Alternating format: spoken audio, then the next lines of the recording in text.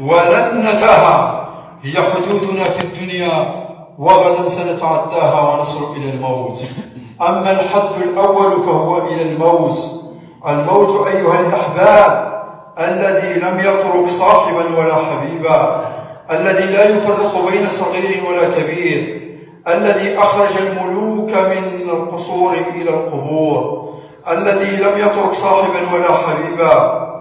الموت الذي لا يفرق بين ذكر ولا أنثى،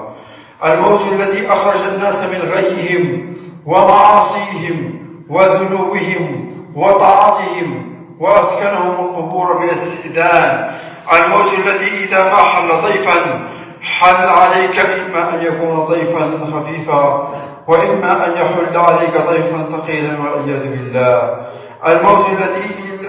الذي جاء إلى أعظم البشر رسول الله صلى الله عليه وسلم، الذي اشتكت به سكرات رسول الله صلى الله عليه وسلم، تدخل عليه ابنته فاطمة بنات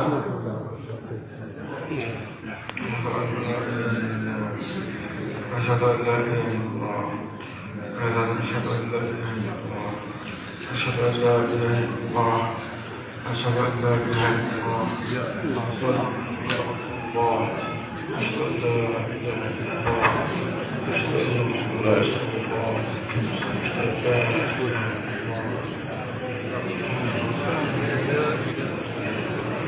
لا لا لا لا حول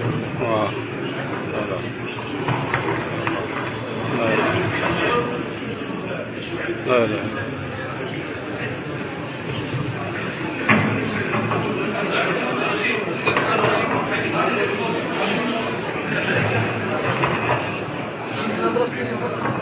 واه بس الفيلم بعد الفيلم